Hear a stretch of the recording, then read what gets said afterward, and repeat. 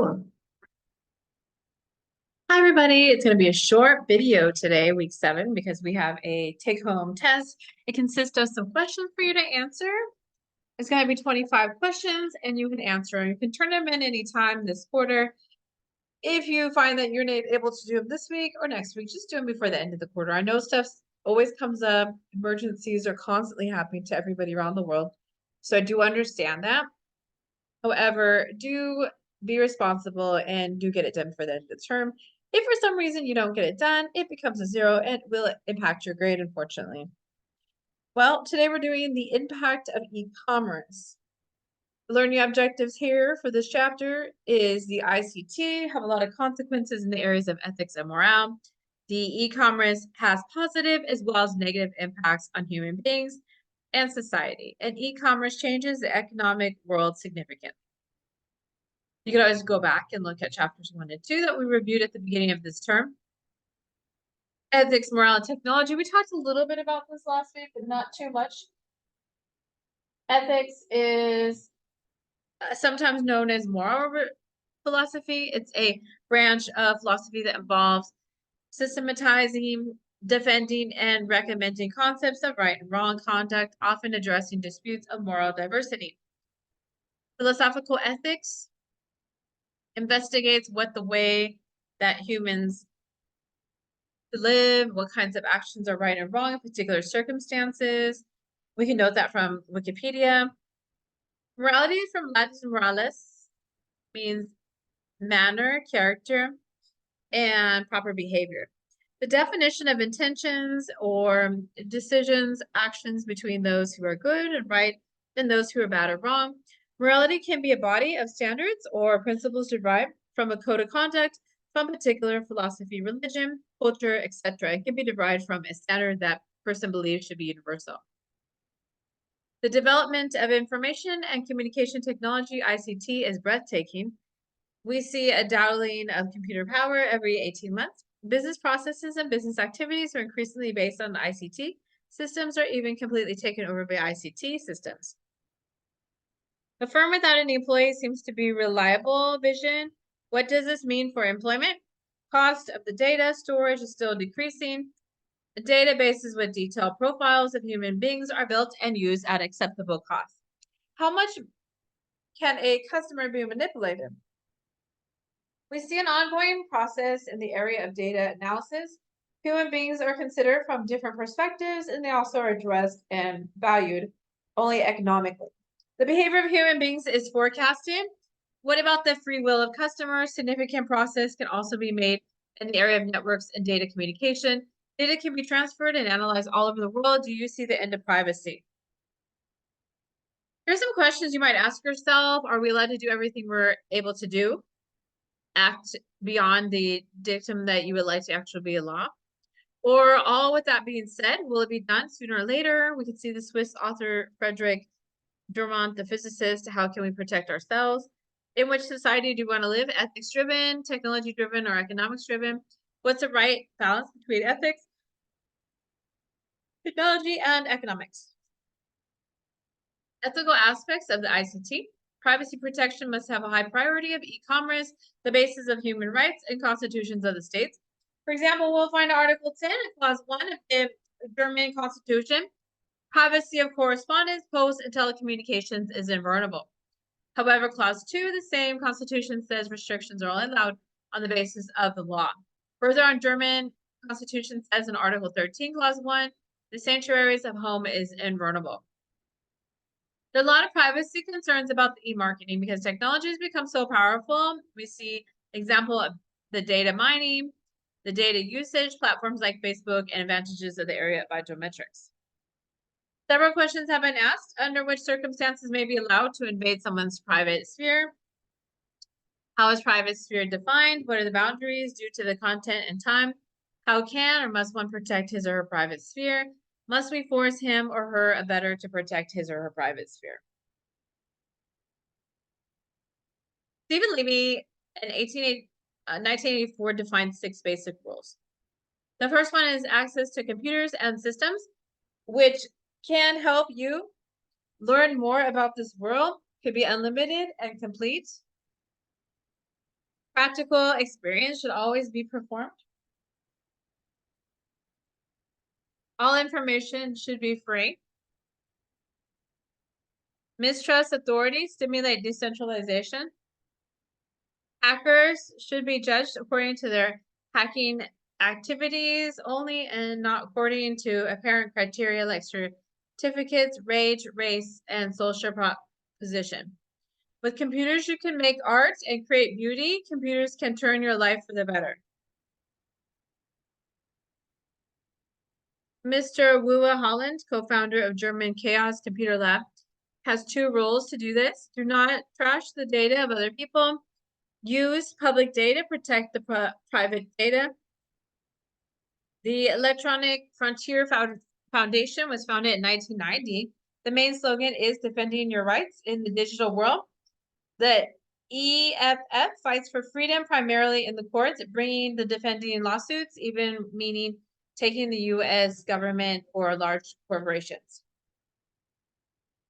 By mobilizing more than 61,000 concerned citizens with their action center. Party rights and duties. The German Constitution says, Article 14, ownership obligates. Its application has to serve as public welfare. What does it mean for intellectual properties? Which obligations does the owner have? How can we protect the information assets? Was a very important issue for everybody of us. And because of the major security concerns on the internet, are global bank theft, data theft, and social network data breaches. Some other questions you might ask yourself is, how can we ensure that the salesperson sells only what he or she owns and which he is authorized to sell? Where are boundaries between theft and copy? How can we distinguish between legal and illegal trade? When there's a transaction, a deal, and when is it not? Accountability and check.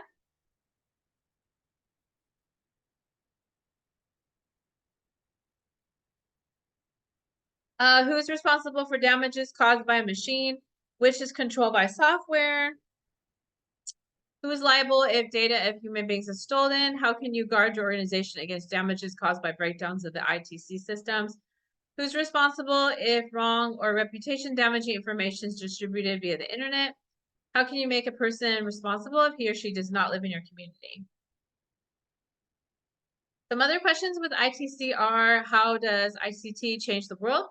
What are the effects of bad software quality and bad data quality? How can the range of influence of the ITC change in the internet? How can we trust our ICT systems? Do we have to change our minds due to the powerful ITC? Can global and digital markets govern themselves? What must be governed by the laws and external relations? How does the ICT influence support concentration of power and shift of power?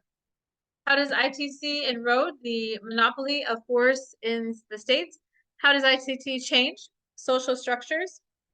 Which social groups are preferred? Which ones are discriminated?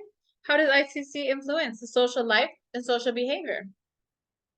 How does ICT and the influence of the evaluation of the human race? What are the effects of ICT on the mental and physical health? Who is encouraged in the organizations by the ICT? Owner, management, employees. Does ICT create jobs or does it finally eliminate jobs? Macroeconomic impacts. It is increased considerably in the developed world in the last 20 years. We have digitalization has increased productivity and caused economic growth. E-commerce affects economies by increasing productivity through additional capital formation and may spur innovations and processes that will further increase productivity in the long term. Investments in the ITC have increased economic growth and have developed countries. The evidence is mixed in developing nations. We have the international trade is changed enormously by e-commerce. E-commerce improves opportunities for increased specialization, which increase the gains of international trade. The lack of infrastructure, poorly trained workforces, and regulatory obstacles may reduce any potential gains from the trade for developing nations. Monetary policy. E-commerce also impacts monetary policy. Overall, e-commerce is expected to increase competition and reduce the search and transaction cost. The cost associated with inflation is namely the menu cost, the cost of physically changing prices. Monetary policy, those are tools less effective and proliferation between e-payments and e-money. E-commerce reduces geographical constraints and increases interstate and international transactions. Governments who fear these transactions will increase the sales tax revenue. Looking at the threat of entry, e-commerce may increase economies of scale where industries are fixed, costs are unchanged, but variable costs are reduced, and e-commerce may increase economies of scope and aggregation, particularly in information goods. Look down here at the network externalities. E-commerce may increase the importance of network externalities enjoyed by incumbents. E-commerce enables the ICT outsourcing, converting fixed sunk cost into variable cost. The threat of the entrance increases the importance of sunk cost declines.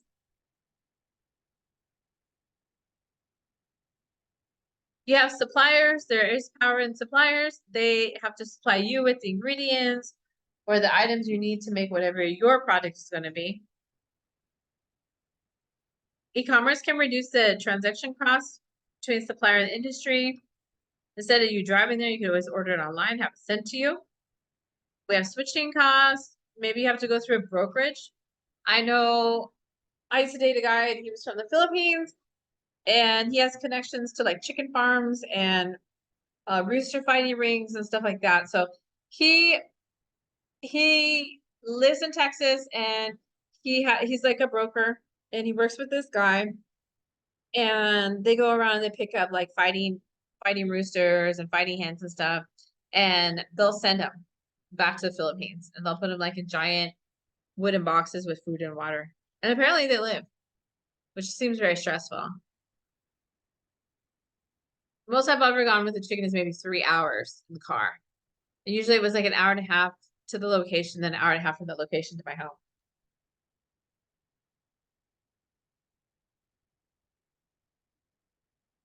But yeah, so sometimes you do have a broker.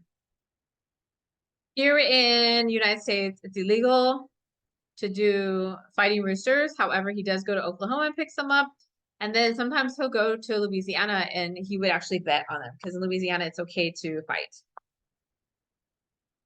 I don't know, but it's okay over there. But in California, it's illegal to have animal fighting rings, and same thing with Texas. I know in California, it was popular to do it with dogs.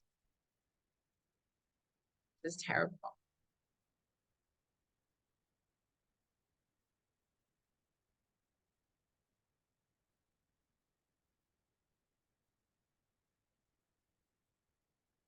Sometimes I show TED Talk videos, and for some reason, YouTube removes them.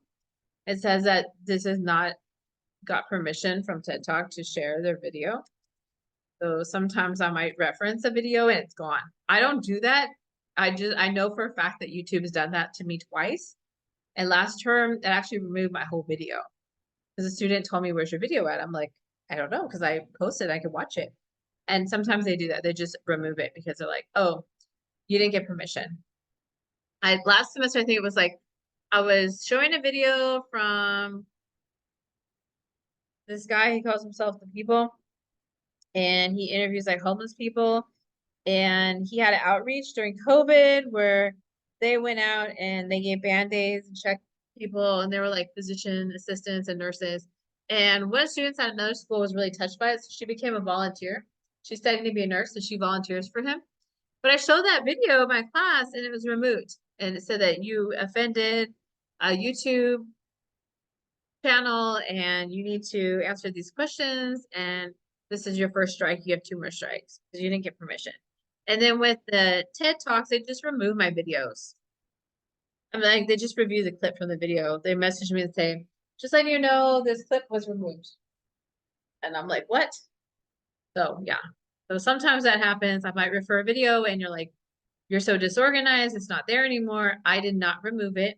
It was there when I made the video, but Crash Course decided to remove it. Usually a student will tell me like, oh, you reference it, it's not there anymore. Or you reference, but where is it? Oh, YouTube took it. Okay, so I just want to clarify that. Because some of you are probably like, I don't know, the video is not there. That happened a couple weeks ago. I had a longer video. It was like almost 2 hours. And then when I saw it, it was only like an hour and 15 minutes. And I was like, why is it an hour and 15 minutes? It was 2 hours when I recorded it. Oh, YouTube removed some of the videos from TED Talk. Okay, so here's a video about what is e-commerce. Shopify helps aspiring business owners, like Nona Lucia here, turn their passion into a product.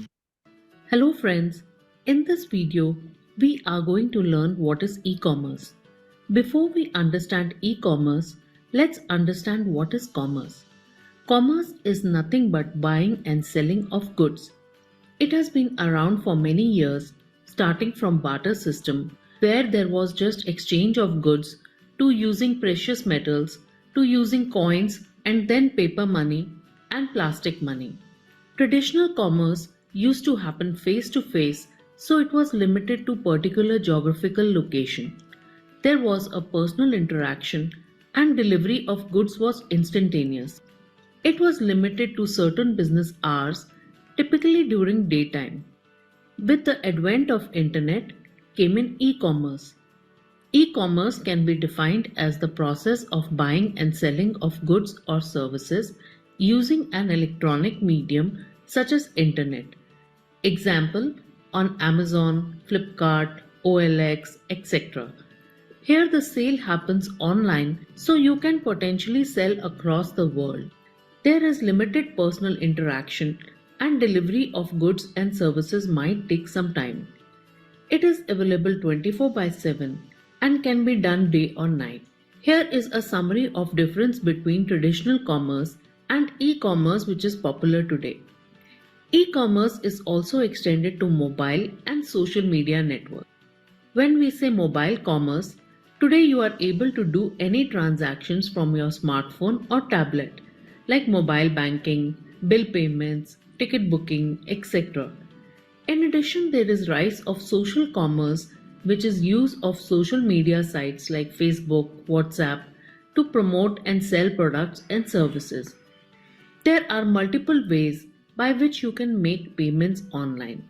You can use credit or debit cards like cards issued by MasterCard and Visa. You can use prepaid cards like gift cards. You can also do net banking where if you are enrolled in internet banking, you can choose your bank and do direct bank transfer, example through NEFT and IMS. You can also use e-wallet, which is like a prepaid card, or it is linked to your bank account, which you can use for online transactions. Example Paytm wallet. Nowadays mobile payments using UPI is becoming common like Google Pay, Bheem, etc. Upcoming trends include digital currency like Bitcoin or Ethereum. The advantage of e-commerce is that it is available 24/7 and provides a global reach. Sellers and buyers can virtually meet anytime, anywhere. There is no need for any intermediaries and it provides the user with more options to compare and select cheaper and better option. It significantly reduces paperwork and lowers the transaction cost. The disadvantage of e-commerce is that there is a lack of personal touch for many types of services. It requires an initial setup cost for hardware, software, and then training and maintenance cost. Sometimes there are problems with order fulfillment or returns.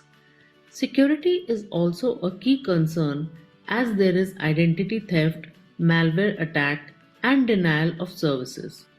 Primarily, e-commerce is of four types. First is B2C. In this model, business sells its products directly to a customer. A customer can view the product shown on the website and order the same. Example Amazon or Flipkart. Next is B2B model. Here business sells its products to an intermediate buyer who then sells the product to the final customer. For example, a company might sell its product to a wholesaler who who will sell it to multiple retailers at some price markup. Next is C2C model, where a consumer sells any of their assets like property, cars, motorcycle, etc. by publishing the information on a website where interested consumers can view and do the purchase. Example, buying and selling on OLX or Quicker or Craigslist. Next is C2B or consumer to business. In this model, consumers have products or services of value that can be consumed by business. For example, social media influencers being paid by businesses to advertise their products. E-commerce follows a typical trade cycle or flow. First is pre-sales. It consists of two steps. First, customer searches different websites for product to be purchased. The next step is negotiation, where online it is selecting a supplier who offers good quality product at right price and whose terms such as delivery dates etc. are agreeable to customer. Next step is execution. First, it consists of order phase, where customer places an order for the selected product.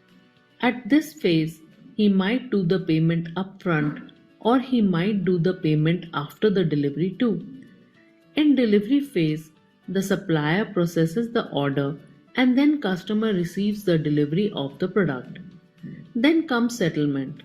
This phase consists of invoicing and payment if any. Invoicing means customer will receive a bill for purchased product along with the delivery. After confirmation of received product, the customer will pay if he has not paid earlier. Last step is after sales. This phase consists of warranty and after sales service. In warranty period, customer will get maintenance services for free or at a minimum cost. After sales services means in case there are complaints about the product, you can get maintenance service from the supplier at individual visit cost or yearly fee. So this summarizes the e-commerce concepts. If you liked our video, do press like and also subscribe to our channel. Thank you and goodbye.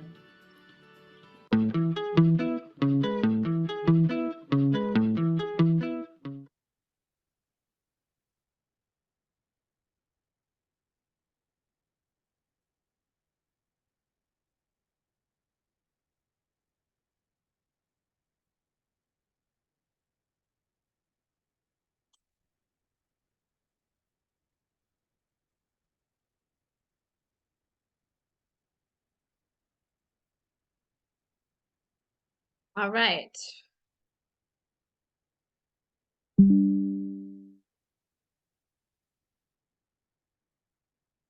So looking down here, e-commerce spurs disintermediation with industries like travel agency, service, and brokerages. Intermediaries' power and even existence threatened. E-commerce spurs re-intermediation through B2B vertical hubs. Intermediaries' power is strengthened. Information search costs are reduced by e-commerce, and branding may become less important. Product differentiation through branding decreases, and customer power increases. Product differentiation increases and customer power decreases. E-commerce allows firms to offer greater customization of products and services such as computers sold in order. We have e-commerce enables gatherers information about customers and residents marketing. Suppliers can improve their ability to extract value from customers, and customers might be able to aggregate demand. Customer power increases, resulting in lower prices and higher quality. E-commerce enables customers more quickly to identify and purchase subsidiaries for a firm's products. Firming sells unique products that can extend a market share. Okay. In the wake of e-commerce innovations, firms may attempt to capture a significant portion of the market share through aggressive pricing strategies, particularly for goods with very low marginal cost. Information goods, competitive rivalry among suppliers, industry heats up and supplier power in general decreases. Automation. Examples are letting of shelf space in the retail business with sales-dependent prices, demand-driven prices in retail businesses, transportation business or gas stations, tracking and tracing in transportation business, and road charges. Commoditization, complex explanation needing and expensive goods and services becoming widespread, available, and easily acceptable. Standardization and simplification can be profitable if sales management can enter mass markets via the web. Confidence. Business partners are anonymous and do not know each other. They have to carry on efforts to build trust.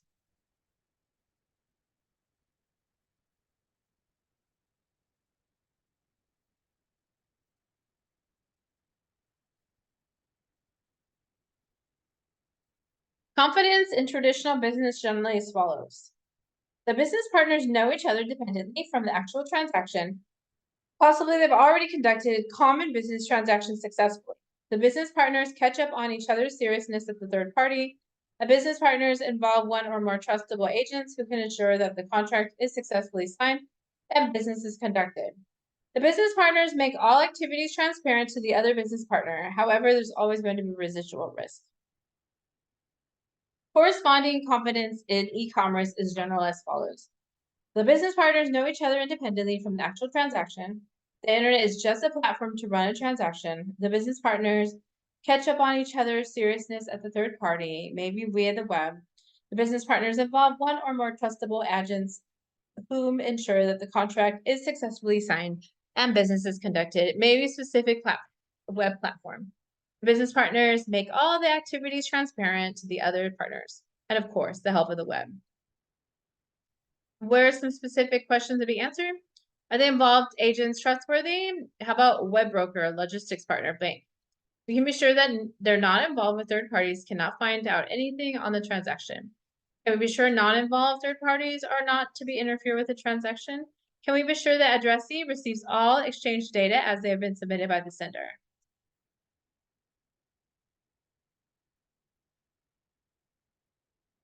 Traditional economy, we normally have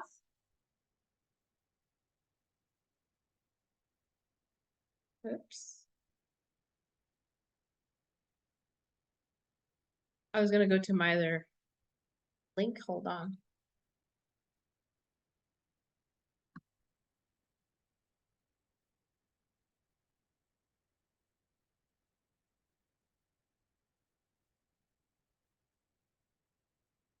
This is a video about pros and cons of on a PowerPoint, so hold on.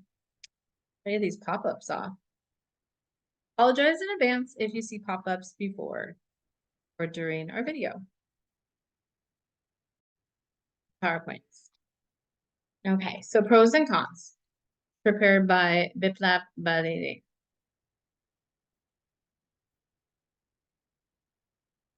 So in 1986, Lady Gaga, the American singer and songwriter,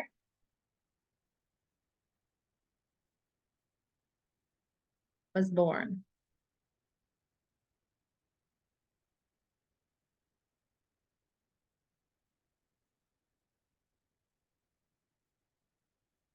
Okay, what's commerce? According to dictionary.com, commerce is a division of trade or production, which deals with the exchange of goods and services from producer to final consumer. It compromises the trading of something of economic value, such as goods, services, information, or money between two or more entities. What is electronic marketing? It's commonly known as electronic marketing. It consists of buying and selling goods and services over electronic systems such as internet and other computer networks. E-commerce is purchasing, selling, and exchanging goods and services in the computer networks, internet, through transactions or terms of sale or performed electronically.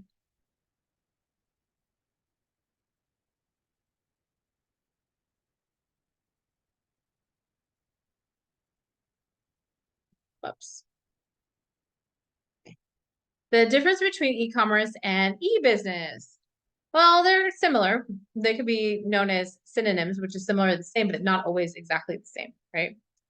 So the basis of comparison, we'll look at the mini e-commerce is trading of merchandise over the internet known as e-commerce, whereas e-business is running a business using the internet as known as e-business. E-commerce is known as a subset and e-business is known as a superset.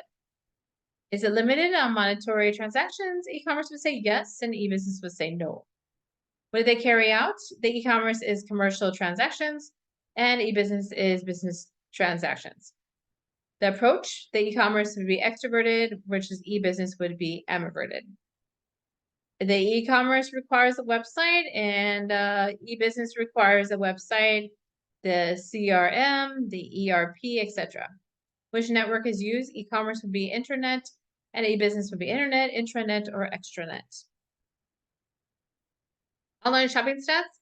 Canadian used internet purchase goods and services valued at 15.1 billion in 2009 and 12.8 billion in 2007.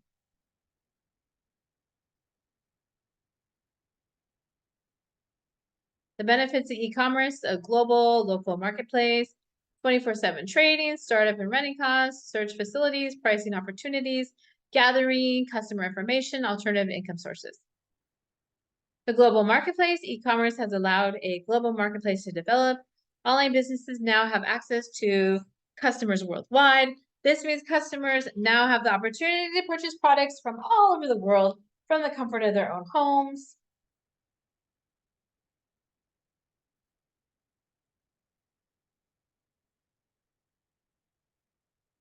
The local marketplace, in contrast, traditional stores may only realistically target a local customer base, which is limited to the location of the business premises. To attract customers from further afield, it needs to set up another store in that region. 24/7 trading. A worldwide trading online means that there's no store needing to be staffed. Trading can be carried out day or night and be in different time zones around the world. Unlike traditional business, there's no closing times. Because websites can be automated, no staff are required to make sales. All order and money transactions can be taken and acknowledged automatically. Search facilities. In traditional store, you may want to find a product. You may need to search the aisles and ask a shop assistant. Most e-commerce stores provide a search facility which allows products to be found in just seconds. It's convenient no matter how many products are stored and benefits the consumer by allowing them to timely retrieval of information. Pricing opportunities. For bricks and click businesses, generally there's a price difference between the traditional stores and online store. There may be online discounts to encourage shoppers to move that method of purchasing. Online stores may also take advantage of fluid pricing, which is more difficult than traditional stores. For example,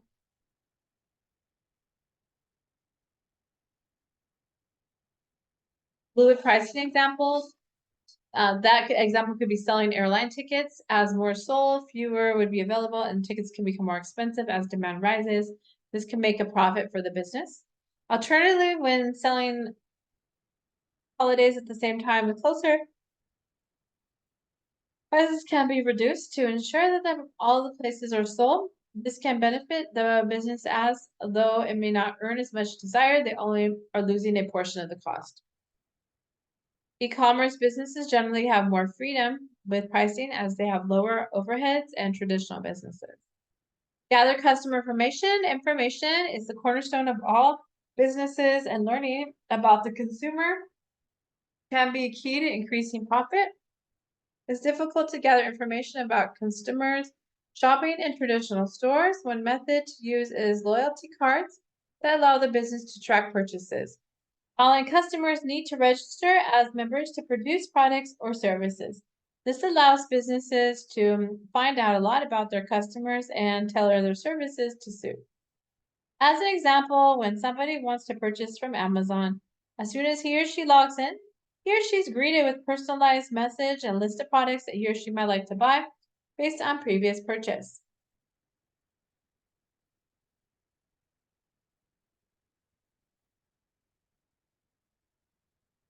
Alternative income sources. Once a business has an income facility, additional sources of income may be available. For example, A pay-per-click advertising. It may navigate the customer away from the site, but each click on the advert can still gain money for the business. Startup and running cost. Traditional store, setting up and maintaining a traditional store involves buying or renting a location, purchasing stock, hiring staff, paying utility costs, electricity, gas, water, etc. For brands with a new business, those costs have paid upfront before any profit has been made, and this means the startup costs are high.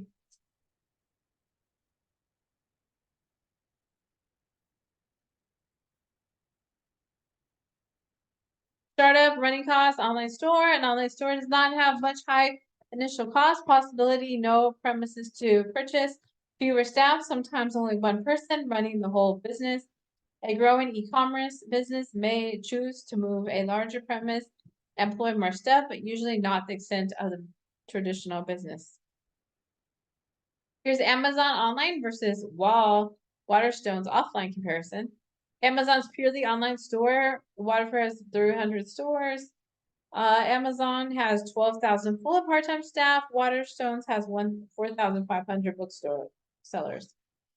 Amazon is worth 4.3 billion versus Waterstones is net is 414 million. Sources www.amazon.com and www.waterstones.com. All figures based on financial 2005-2006. There are two businesses equal to the aspects of the trades, online and others do not. The online business may be successful and has competitive advantage by giving customers more flexibility to purchase.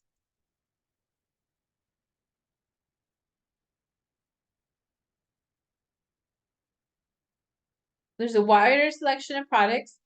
Products are easy to find, categorized, and easy compared. International customer access, no inventory needed. Shop at the comfort of your own home, 24/7 businesses. The drawbacks of e-commerce. Although e-commerce is tremendous opportunity for businesses, there's also downsides to which need to be explored. Lack of human contact, delivery issues, international legislation, product description problems, and security issues.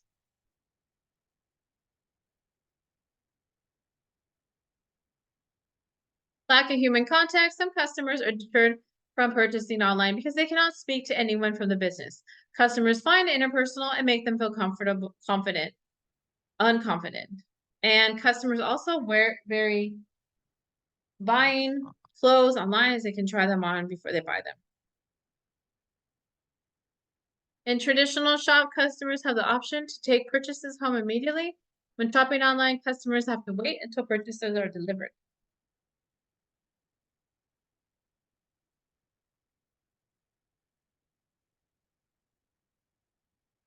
International legislation when selling online. Businesses are not just subject to legislation in the country of origin, but they're also the laws of the countries where customers live. Legislation for e-commerce is a very complex area and still being defined. For example, in the UK, you have to be 18 to buy alcohol, but in the United States, you have to be over 21 in all states. However, it's quite possible for business based in the UK to sell a case of wine over the internet to a customer aged 18 in the United States. Product description problems. Customers worry what's described in the e-commerce site might not accurately reflect the real product. And this is especially difficult for colors. Different computer systems display colors slightly different. The quality of the original picture of the product shown in the website offer factor. And e-commerce sites can exaggerate the descriptions of products, which can actually put people off from buying online. So it could work either way. Security issues. Security is perhaps the biggest worry for customers. Customers worry about financial details will not be safe and the company will use them in unauthorized ways. The level of security is insufficient and the identity could be stolen by criminals. Some cons for the customer could be cannot feel, touch, or try on the items. Shipping costs, require credit card for security purposes, and distribution of private information.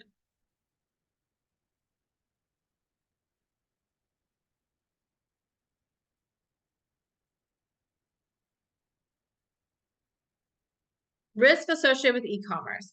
Credit card theft, damaging brand, interruption of business.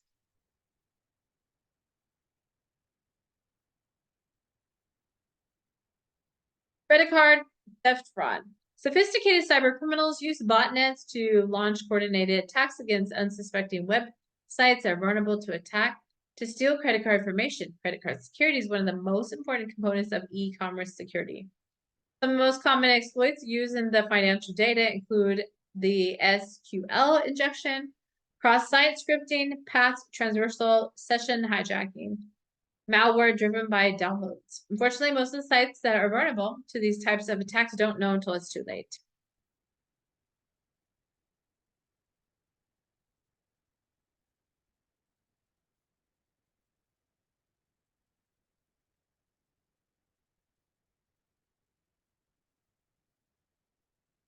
There you have damaged brands. Sorry, there's all these little pop-ups. I don't know why. When credit cards are stolen from commerce sites, they usually makes the news. When a theft reaches the headlines, both existing and potential customers tend to avoid using merchant. Even the most loyal customers think twice and turn on the competitor if they are concerned with the security of their financial data. Theft is not the only way to attack and be heard an established brand name either. With the internet, users rely on the browser added-ons that seek out and report potentially harmful sites. If your website is thought to be spreading malware or loaded with spam as a result of link rejection, then you could be quite rapidly see a loss of traffic. Interruption of business. It could be a competitor trying to hurt your business or maybe attacker learning how to exploit known vulnerabilities. Quite possibly, it can be somebody who has compromised your web user so they can use resources, hard drive space, processing power, and bandwidth. Whatever the reason, a denial of service attack can hurt any business because customers cannot get to your site while you're under attack. Not only is revenue lost because your customers cannot get to your online store, but they may think twice before ever shopping there again. They know they're valuable for the attack. Protecting e-commerce sites. 2004, 5 different credit card security programs emerged, formed the Payment Card Industry Security Standard Council with the purpose of creating an extra level of protection from card users, making sure the merchants, both online and brick and mortar, meet the basic level of security when storing, processing, and transmitting cardholder data. To set the level of security, the payment card industry set of 12 requirements for compliance fall into the 6 categories called control objectives. The control objectives consist of build and maintain a secure network, protect cardholder data, maintain availability, management program, implement strong access to control measures, regularly monitor and test networks, maintain information security policy. Companies may fall to comply with the PIDDSS standards, risk losing the ability to process credit card payments, and may be subject to audits and fines. Summary conclusion: as more and more business activates are carried out by electronic means, it has become more and more important that evidence of these activities should be available to demonstrate legal rights and obligations that flow with them. Cyber crimes have started to create a fear in the minds of many people, linked to networks, mostly worried, to e-commerce technology that success lies in the internet. The various mechanisms used for securing internet-based transactions in the communication can be grouped into authentication, integrity, pricing, availability by controlling access.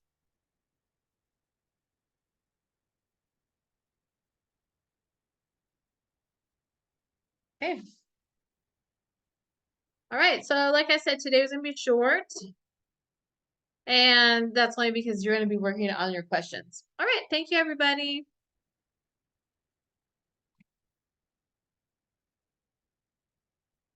Bye, everybody.